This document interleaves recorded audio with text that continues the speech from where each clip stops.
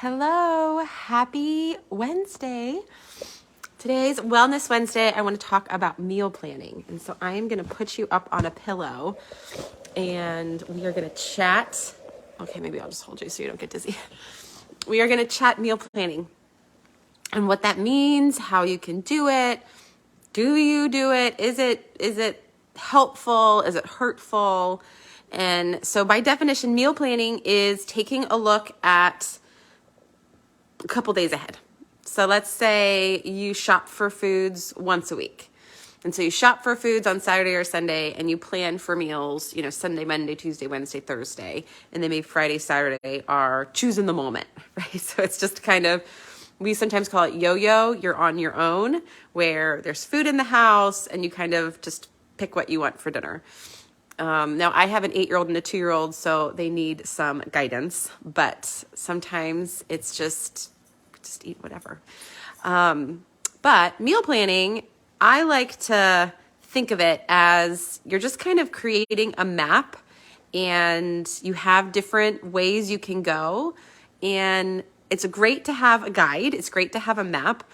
You don't have to go those ways. You can go rogue and do whatever you want if the spirit moves you or if you want to be flexible.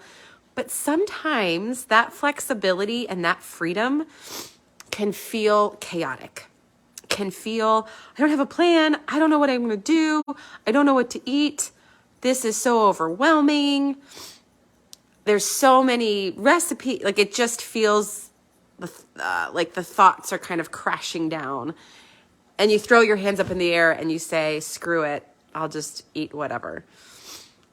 I want to invite you to think about if you could take 10 minutes today.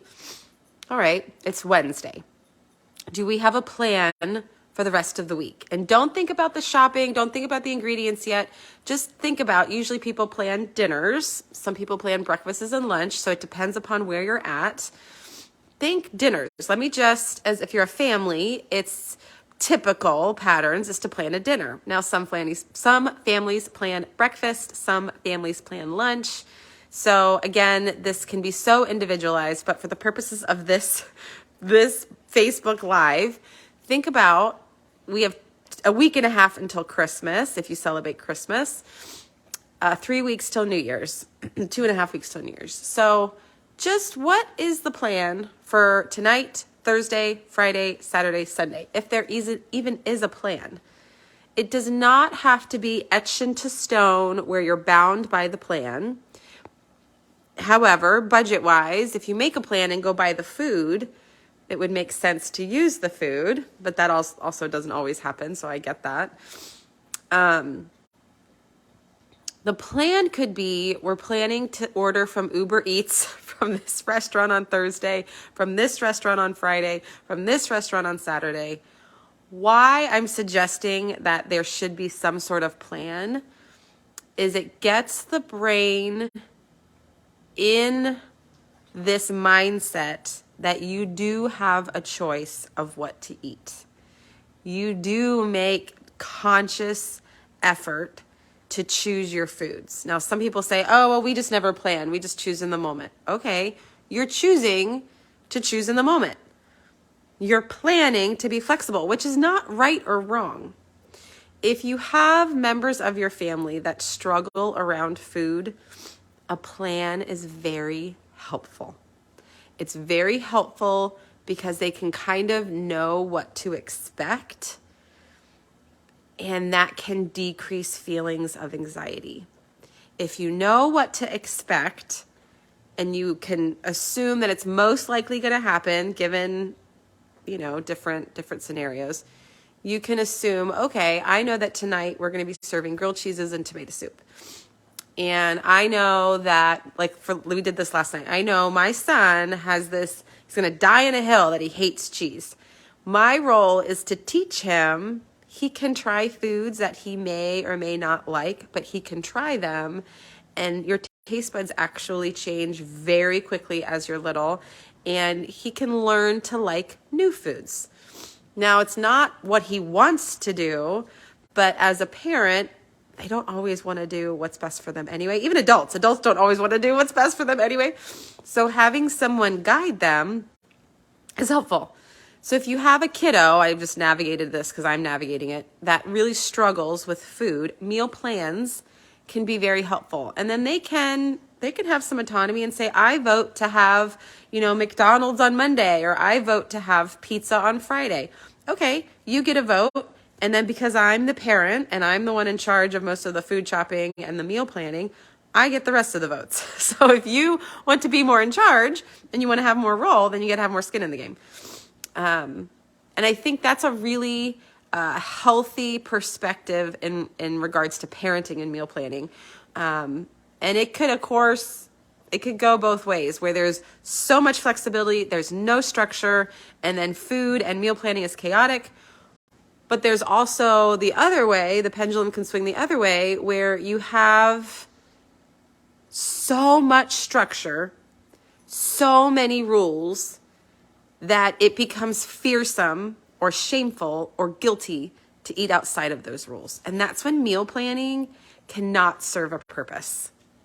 That's when you're so against it, where there's so much flexibility, you lack structure, and it's chaos that way. Oh, there's my dog. Or it can be there's so much structure, there's so much discipline, where it lacks spontaneity, and then there's so many rules, there's so much guilt and shame. So the sweet spot is kind of in this middle, where structure actually is the path to freedom, but there's also room for flexibility and spontaneity, and maybe you plan to have a day where there is no plan, and we just listen to kind of what the spirit calls for, what we're feeling, knowing that you're going to have whatever you're feeling, you got to have in the house if you're going to make meals. Or we have so much access to food right now. You could literally order anything into your door and within the hour. It's ridiculous. Okay. So, I'm going to show you our meal plan. I'm going to go into the kitchen and show you our meal plan. I don't do it every week. I try to do it because then I feel like, there's one thing left that is, not left to chance or chaos. So I'm going to flip you around. And this is kind of our little board that we have for December. And this is just what I do. This is just like chalk paint. I actually got this idea from a friend. So we have the 11th to the 17th, and we made all of our food so far this week. So I went and we just got wings and veggies. The veggies was actually artichokes and asparagus and a bunch of like sauteed veggies. Monday, we did homemade pizza, which was delicious. Last night, we just did soup, salad, and grilled cheeses. And then tonight, I'm defrosting some chicken and rice. We're going to do another chicken dish. Friday, we're planning to do takeout. And then Saturday is my husband's birthday, so we're making chili. That's it. You can make that as simple or as fancy as possible. And if you were listening, some of it required some planning. So I had to go to the store on Saturday and Sunday and get the stuff to make the homemade pizza. And I don't do all the cooking. My husband actually made the pizza because I worked on Monday. But I am responsible for most of the meals. So I have the chicken defrosting. This is I love the meat section from Costco. So we usually get it in bulk and freeze it and then de-thaw. So I have chicken in there. And I just make really easy rice. So I will sometimes just get rice in these packets and de-thaw that, make a salad, and it's a really simple night tonight where we're just having baked chicken and rice. And then I like using a sauce. We have all this stuff for Buck's birthday.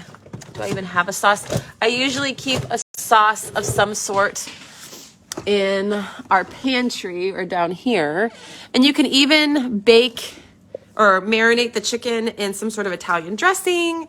I was looking for like a teriyaki sauce. I really like teriyaki sauce with rice, but it looks like I don't have any, so we're gonna do something else. Oh, maybe I do. This is from Trader Joe's. Yes. So I love this soyaki sauce, and I just marinate the chicken once it's defrosted for an hour, maybe 2 hours, the longer the better, and bake it, and then serve it over rice. If you want to get super fancy, you could add coconut. But I've been cooking long enough where I know to have some of these staples in the pantry. So when I'm working with people who are working on meal planning, I think a lot of the times it's figuring out, well, what works for your family? What kind of eaters do you have at home? What are you looking to do? Are you looking to do something that's simple, that's quick, that's efficient? And then we use lots of crock pots or Instapots. And so I think you have to figure out, I'm actually looking for, I don't want to do any of the shopping. I'm so tired of being creative. And so a meal service is really good for that. And I have a client who just started with HelloFresh and they're loving it. And it's just, it's getting them to have a break from being creative themselves and then having someone give it to them. Now, if the planning increases your enjoyment of food, if your planning increases your intuition with food, then the plans are helpful. If the planning feels stifling, if the planning feels like it's limiting your enjoyment with food, then the plan is not helpful. So the plan is meant to serve you, not suffocate you. And you are the only one who gets to know the difference. Sometimes for me, plans feel suffocating, and I don't want anything to do with the plans. I want to be impulsive and, spontaneity. So I know we're just going to have, foods that we can make at home, and we're just going to do whatever the spirit moves us. Or I am just so tired. We don't go grocery shopping, and we do takeout, and we just kind of do whatever. When I was going through all of the IVF, especially 2019 and 2020, I was bedbound a lot. And so we just did a lot of takeout. Now my husband will cook, but he is not the best at the getting the food, shopping for the food. He'll do it, but he's not the best. He usually comes home with foods that don't make meals, like Doritos or dips or stuff like that. I remember one time thinking he went grocery shopping and he came home and I said, none of this makes meals. This is all, it tastes good, but you can't make a meal out of any of these, foods. And so we each have different gifts, which is fine. I also have fell in love with meal delivery services because as a mama and a wife with 2 kids, oh my gosh, it's so nice that I can, like yesterday I was doing pickup and I was in the pickup line and I put foods that I knew we needed for chili in an Instacart. And then I came home and I asked and kind of surveyed what else we needed, put the other foods in the Instacart. It was on my doorstep at like 8 p.m. And I thought, oh my gosh, this is amazing. So we have a lot of luxury with how you can food shop. It doesn't always have to be at the store. I think when I am meal planning, I do like to go to the store to sometimes be inspired. And then with my practice, once a week, I send out recipes. This week was a grilled mahi-mahi, and it was like, oh, we haven't done a baked fish in a while. Let's plan for that next week. And so my preference is to plan mostly dinners. I make my kids lunch or they get it at school. And then breakfast, I have 3 boys that I help to serve breakfast. They eat like the same thing every single morning.